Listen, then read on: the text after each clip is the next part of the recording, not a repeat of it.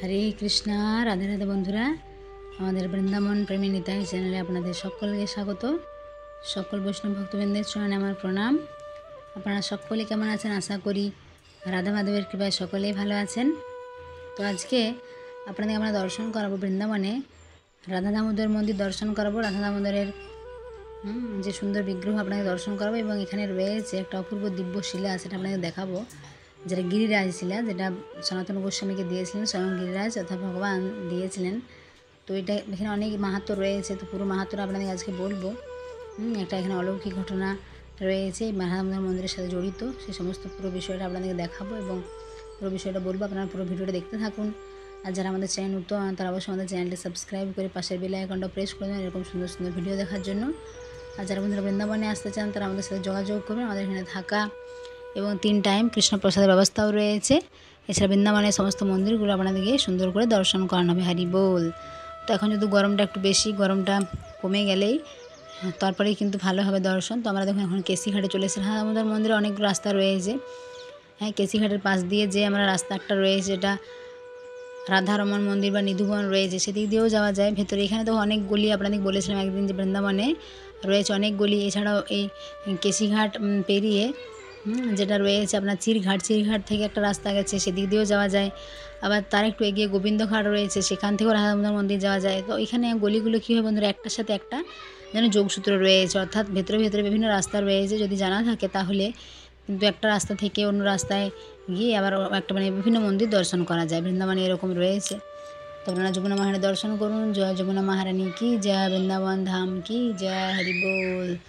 তো এখানে দেখুন বৃন্দাবনে যমুনার পাড়ে এসে এখানে কিন্তু জপ করতেও কিন্তু খুব ভালো লাগে, তাই না? তো আমরা এখন আপনাদের দর্শন করবো, আপনারা দেখতে থাকুন।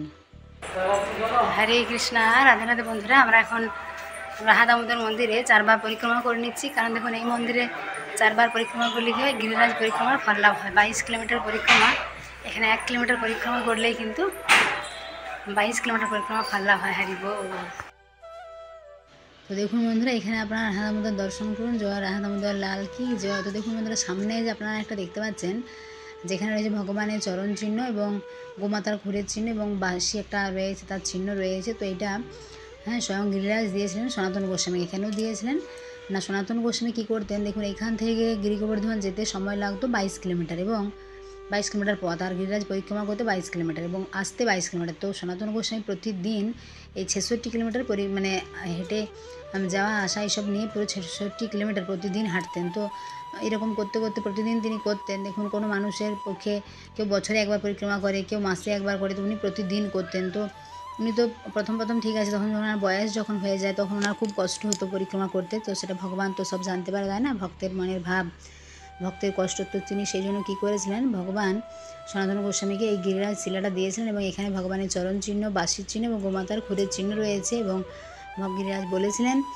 স্বয়ং গিরিরাজ যে যদি সনাতন গোস্বামী এই মন্দিরে, এই যে মন্দিরে এই যে শিলাটা রয়েছে, এটা দেখে যদি মন্দির 4 বার পরিক্রমা করে তাহলেই কিন্তু গিরি গোবর্ধন পরিক্রমা ফল লাভ করতে পারবে। হরি বল। তো তারপর থেকে সনাতন গোস্বামী যখন বয়স হয়ে যায়, উনি এই শিলায় মন্দিরে প্রতিষ্ঠা করে তারপরে কি করেছিলেন, মন্দিরে বিরাজ করেছিলেন ভগবানকে। তারপর এই মন্দির তিনি 4 বার প্রতিদিন পরিক্রমা করতেন। তো তখন থেকে সমস্ত ভক্তবৃন্দরা এখানে 4 বার পরিক্রমা করে, তাহলে কিন্তু গিরিরাজ পরিক্রমা ফল লাভ হয়। তো আমরাও মাঝে মাঝে এখানে যাই, ভগবানকে দর্শন করি এবং পরিক্রমা করি এবং আপনাদেরকেও দেখানোর চেষ্টা করি, তথা আপনারা বাড়ি বসে দর্শন করতে পারবেন। তো এখানে একজন প্রভু খুব সুন্দর কীর্তন করেছিলেন, হরিকৃষ্ণ কীর্তন। তো আপনাদের সেটা এখন শ্রবণ করাবো। দেখুন পঞ্চত দর্শন করুন। হরি বল।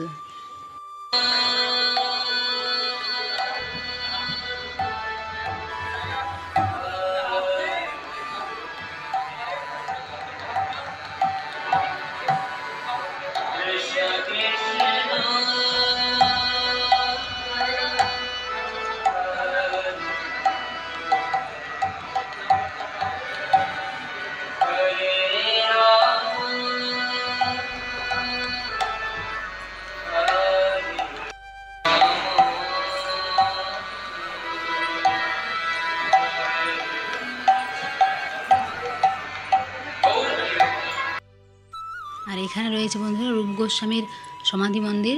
দেখুন আপনাদেরকে একবার আমরা সনাতন গোস্বামীর সমাধি মন্দির দেখিয়েছিলাম, যেটা রয়েছে মদনমোহন মন্দিরের কাছে। সনাতন গোস্বামীর সমাধি মন্দির সেটার পাশেই রয়েছে।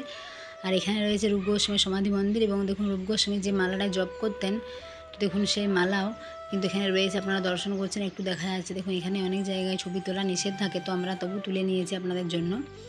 তো উনি এখানে পূজারী, উনি বলছেন হ্যাঁ যে রাধারানীর চরণ লাভের জন্য এই চরণ, হ্যাঁ দেখুন ভগবানের চরণ আমরা সবাই চাই, তাই না, ভগবানের কৃপা আশীর্বাদ। তো রূপ গোস্বামী, সনাতন গোস্বামী এনারা বৃন্দাবনে এসে এই সমস্ত মন্দিরগুলো যে ভগবানের লীলাস্থলীগুলো এনারা তো প্রকট করেছেন, তাই আমরা এত সুন্দর দিব্য দর্শন করতে পারছি, তাই না।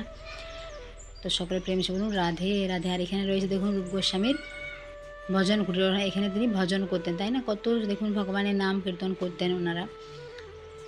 তো এই সমস্ত দিব্য স্থান আমরা দর্শন করে কিন্তু ওনাদের কৃপা আশীর্বাদ নেওয়ার জন্য প্রণাম করা উচিত। দেখুন এসব সন্ত মহাত্মাদের যদি আশীর্বাদ আমরা নিই তাহলেই কিন্তু আমরা ভক্তিপথে এগিয়ে যেতে পারবো, তাই না। তো আপনারা এখন মন্দিরে প্রণাম করে নেন।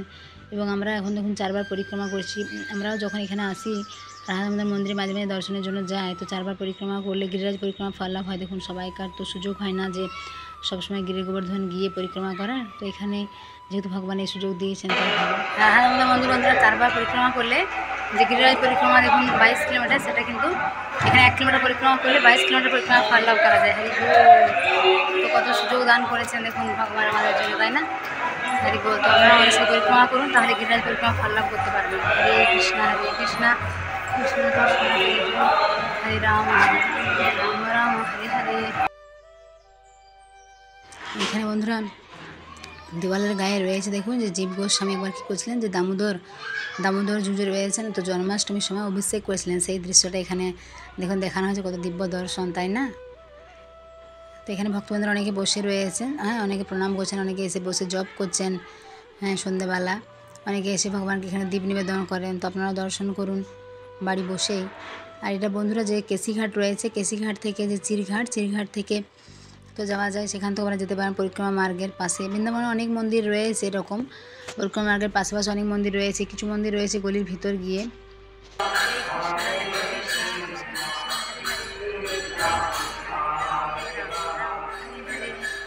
বন্ধুরা আপনারা বাড়ি বসে দর্শন করুন। যারা আমাদের সাথে 4 বার পরিক্রমা করলেন তারা কিন্তু বাড়ি বসে পরিক্রমা ফল লাভ করতে পারবেন। কারণ কোনো কোনো জায়গায় অন্ধকার বলে আমি পুরোটা তোলা হয়নি। বন্ধুরা এখানে দেখুন কত সমাধি রয়েছে, আপনাদেরকে দেখা,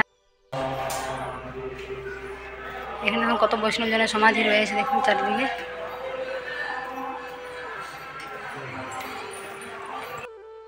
হরে কৃষ্ণ কৃষ্ণ কৃষ্ণ হরে হরে, হরে রাম রাম রাম হরে হরে। বন্ধুরা আমাদের 4 বার পরিক্রমা প্রায় হয়ে এলো।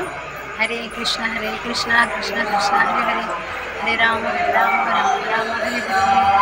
হরি বল। যারা আমাদের সাথে পরিক্রমা করলেন পুরো পরিক্রমা ফল লাভ করতে পারলেন।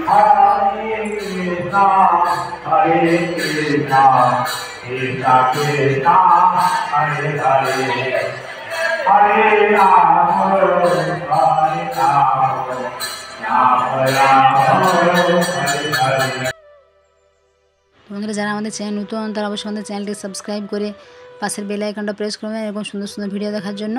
কারণ আমাদের চ্যানেলে রয়েছে বৃন্দাবন অনেক সুন্দর সুন্দর ভিডিও। আপনারা সকলে ভালো থাকবেন, সুস্থ থাকবেন, সকলে প্রেম সেবা বলুন। হরি বল। রাধে রাধে।